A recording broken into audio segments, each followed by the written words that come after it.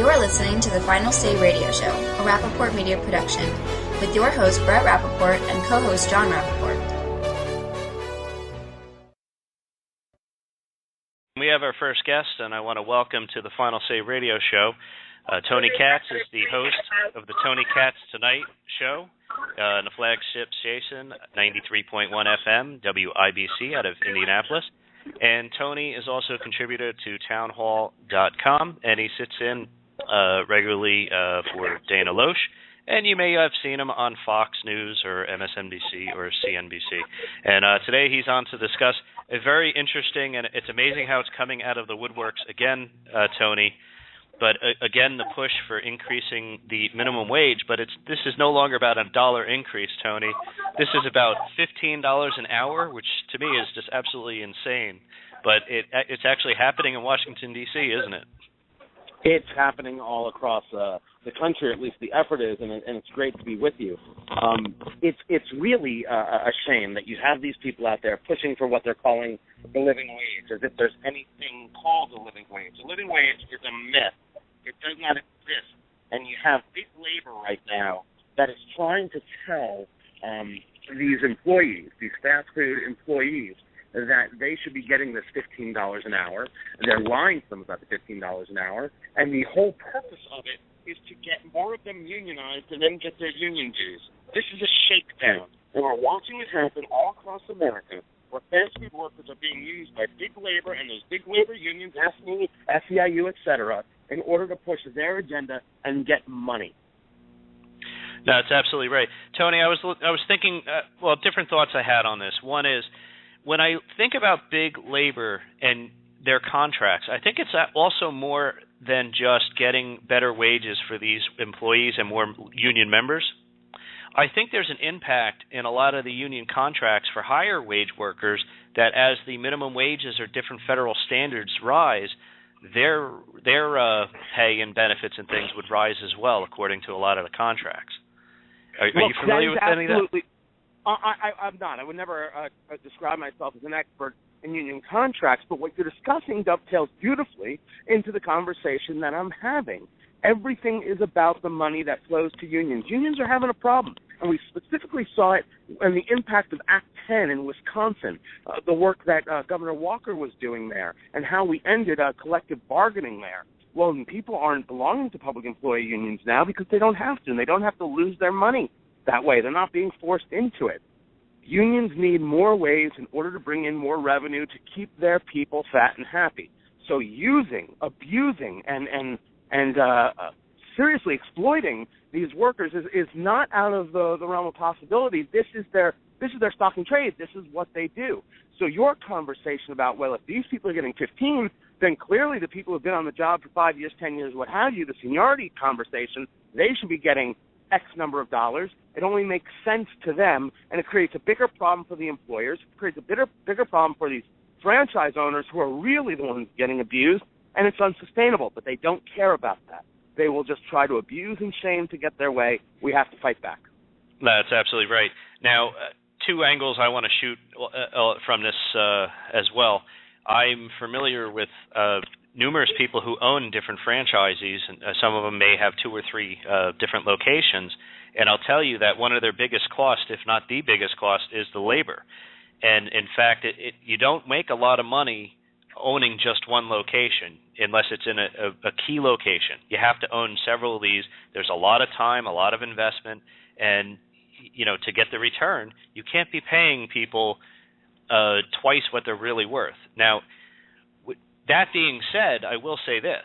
When they hire somebody and that person performs better than most there, or they do more than, say, if they do the work of an employee and a half, they'll get compensated for it. They won't be making $7 an hour. They might be making 10, 12, or even maybe 15. But you can't dictate that everyone who works there, when half of them don't even do the job, live up to the $7 wage, that they could make 15. It just won't ever work. One of the things that I never talk about even on my own program is that I used to own a restaurant with my family. I know this business intimately. We ran a restaurant for a couple of years. I have run other restaurants as a manager. Food service is something I know well. When you talk about owning a few, really the magic number is 3, and we get to a scale there where 2 restaurants pay for all 3, and the third restaurant is really what that family lives on. And that's the part that's really overlooked. We're not talking about the big corporate McDonald's or the big corporate Pizza Hut. We're talking about franchise owners, just what you said. These people who live in the community and contribute to the community, the people who are come to give the charity money, who to give the free meal for this or give the discount coupons that the school can sell as a fundraiser for that. Those people are being told they're not paying enough. Well, those people have families as well. So I want big labor to answer the key question. When that family has to pay $15 an hour to people who didn't earn it, not deserve it, who don't earn it, tell that family why they can't afford to send their kids to college anymore because they're paying somebody who didn't earn it $15 an hour. Why is big labor opposed to kids going to college? It's the progressive question, right? I'm just using it on progressives, the way it should be. This is how you engage these conversations. They want it to be emotional. I am making it emotional. Why does big labor oppose sending kids to college? This is my question. Yeah, absolutely. And another question to follow on that is, what is big labor? What is their answer going to be when all of these chains are forced to automate more and replace employees with machinery and kiosks or different methods of serving the customer? And what are they going to do if all of a sudden, over a couple-year period, a few million people don't even have these jobs? I have had a few conversations today and yesterday about this subject, about the article. It really hit a chord with people. You can find it at townhall.com or at my station site at WIBC.com. And every host, invariably, because we're people who think and because we do this as our stock and trade, we hit that moment. Well, if it costs $15 for the employee, why can't I find a way to automate that service and therefore I don't have to pay for the employee? Well, of course that's the answer. And not one of these big labor guys, these big labor bullies, have ever thought about that question. They've never gone to that place.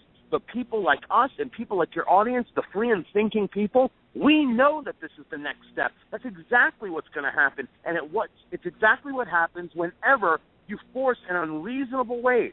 Now, some people might be worth $15 an hour. That would be reasonable. It's unreasonable to think that people deserve $15 an hour. You earn it or you don't, and that's up to the business. Tony, this is actually a huge problem. And it's funny because this entire thing is like a zero-sum game, which is really kind of cascading problems from social engineering. So let's start with education. We have a horrible education system. Common Core and other things are failing. So the result is that you have a lot of people who, instead of using fast food as what it traditionally served as for a lot of people, a place where kids got their first job, learned some skills, learned to communicate with the public, and did something meaningful with their life, they're now becoming a repository for people who have no education, very little business value, that most companies in a high-tech world don't really have use for. And it's an alternative to being on the government dole. So then you have the idea of having a living wage. Well, the problem is, if you try to do that living wage by social engineering the business, as you and Brett are pointing out, not only will you end up affecting the people that they're, quote-unquote, trying to help, and we know, of course, they're not. They're just padding their own union coffers, nicer couches, better vacations, higher-paid speakers at their events. And if you look, there is a tremendous amount of companies out there, especially in Asia, who are doing amazing things with vending machines, seafood, pizza, bagels, you name it. You could get out of vending machines. So what's going to happen? Sushi vending machines. Exactly. So not only are we going to displace these workers, but you have to start thinking about where's the investment. You made a very good point about investment monies that are going into franchise owners and how they need to keep 3 or more restaurants to really be effective. Well, now, where people should start investing the money is automated machines. So, I think that you're right about that one thing does lead to another thing, but I don't want to take my eyes off the prize of what we're seeing today and what the progressives and big labor are trying to do. Remember, we saw this back in August. They had some of these kinds of strikes. They're doing it again. They're going to do it in 3 or 4 months from now, and they're going to do it in 3 or 4 months after that. They are never going to stop, and it's why we have to be so focused on what's happening. The issue is not the employee. The issue is not the person who has this job, because some of the people, as you guys have stated very well, they have these jobs because these are the jobs where you first start to learn. Some of them have jobs like this because this is really the best they're going to do, or it fits to their schedule or what have you. And some of them are victims of the Obama economy, and there are no other jobs. But when we see people trying to so aggressively steal from these workers, we have to stand up for them. We have to fight back. This is about big labor bullies and nothing else. Well, I'm glad you bring that point up, because that was the question that I had for you is what do you feel is the best method that we can actually educate the people who, in theory, they are helping by explaining to them that this is a zero-sum game, and if the costs go up, you will lose? Well, I don't know if that is the most effective conversation. It's a conversation that you and I might employ with each other, with our friends, and with others, but I don't know if that's the greatest conversation for the general public. I like to think of things in a little bit different of a way. And I start with, there is no such thing as deserving. There's only such a thing as earning. No one deserves an A in school. No one deserves money. It's life, liberty, and the pursuit of happiness, if you want to get a little technical. But no one deserves anything, because if they deserve, now the question is, who decides what the deserve is? Why is it $15 an hour? Why not $20? Why not $50? Do I hear $100 an hour? And anytime they come back to you and say, oh, that's ridiculous, the answer is why. You're making up a number. Why shouldn't it be a huge number? And when they start to rationalize $15, that's when you got them. That's when you can explain to them that they made it up, and they're making it up for something that they think is decent. But the truth is, no man gets to decide what is decent for another man. People decide for themselves. If they don't like it, they should learn the skills to do better and to do greater. And if they have a problem with the economy and not enough jobs in the economy, maybe they should do something with their vote and vote for people who are in favor of better economy. Yeah, that's absolutely right. You know, the free markets determine wages. They determine what products could be sold for and things of that nature. It's only when you have, like, the government paying for websites to roll out health care that you could waste, $500 million here or $1 billion there. But I just want to say right. this. When you look at the people who, and being that you've been in the business, you understand this. You hire people who work in your restaurants or in your fast food chain or in your retail establishment, and if somebody proves that they're capable, that they're willing to work hard, that they show up on time, you could do one of two things. One is you pay them more, you give them more responsibility. A lot of these companies have job training programs, management training, and they become shift managers, and they become store managers. Maybe they they move up in the world. And just like everywhere else. But it doesn't work, with the labor unions and with these people, that doesn't work. What worked since, what built this country, really, they don't think it's going to work for them. But, maybe they just have to pitch in a little bit more. There is a history to unions, and one could say in history that unions did something that was of value. It cannot be said today. It cannot be said that the union of today brings a value to the employee or to America in terms of growth or creativity or even economics and job opportunity. You can't say it. It's like saying that we have to preserve a union because you have to preserve their old heritage. We didn't preserve the horse and buggy. We traded it in for the automobile, and we're all better off for it. And that's just an honest conversation, and I think that the unions realize it, and that's why they're making this push. That's why they're trying to bully the fast food workers.